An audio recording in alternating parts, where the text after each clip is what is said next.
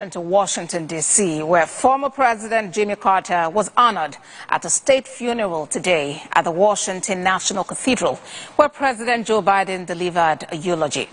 Lawmakers and the public paid their respects to the former president as he laid in state at the U.S. Capitol earlier this week.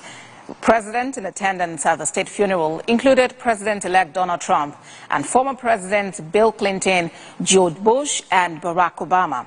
This marks the first time all of them will come to face to face since the funeral of George Bush in December 2018. Similarly, several world leaders, former vice presidents, and other dignitaries were in the Washington National Cathedral ahead of former President Jimmy Carter's funeral. Canadian Prime Minister Justin Trudeau, who this week announced his resignation as his party's leader, was also in the cathedral. Former President Jimmy Carter's casket was first brought down the steps of the U.S. Capitol, where he was laid in state this week. Cannons sounded to salute the 39th president before his motorcade departed the Capitol. Well, let's now talk about the life and impact of Jimmy Carter. And joining us is publisher, Breezy News, Angie Muyiwa Akintoday. Good to have you join us, Mr. Akintoday. State funeral for Jimmy Carter today after lying in state at the Capitol. What would you say Jimmy Carter would be remembered for? Thank you for this opportunity. Jimmy Carter, we're actually not mourning Jimmy Carter. We are celebrating him, and we're going to celebrate him for as long as we can.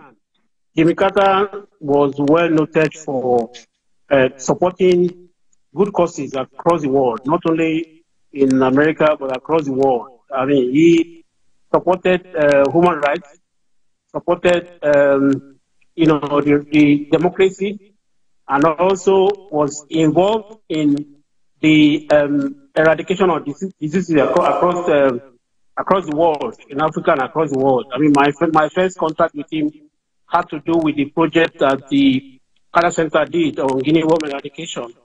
At that time, in 2003, our former president, former head of state, General Yakubu, were also at that conference, and I had the opportunity of having an engagement with Jimmy Carter. And he took that task as if his life depended on it. I mean, going around the world to ensure that diseases like Guinea worm and related ones that the ordinary people will not be able to tackle on their own were well taken care of the world. I mean, I remember going with the Carter Center team from Accra to northern Ghana in that same year, 2003, and they went from community to community, intervening in the health challenges of communities. So Jimmy Carter, again, if you remember, also played a significant role in our return to democracy, this fourth republic. You know, it was the first, I mean, we have to acknowledge the fact that it was the first American president to visit Nigeria in 1978 when the General Obasanjo was in power. And then he returned in 1999 to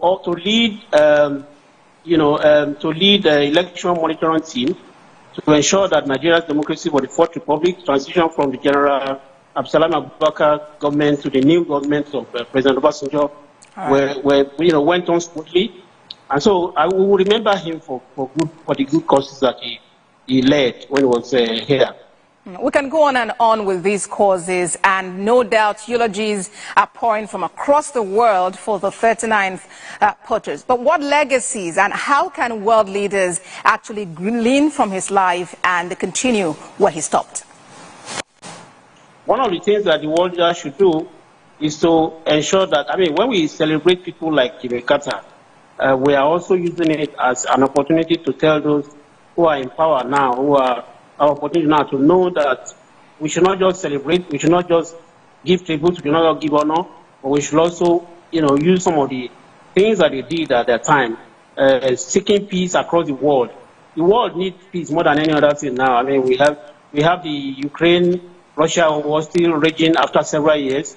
We have the Middle East crisis going on, and all of these things wouldn't have happened.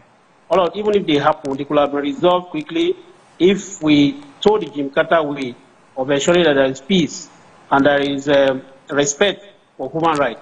So I think that there's a lot to learn from the life and times of President Jimmy Carter.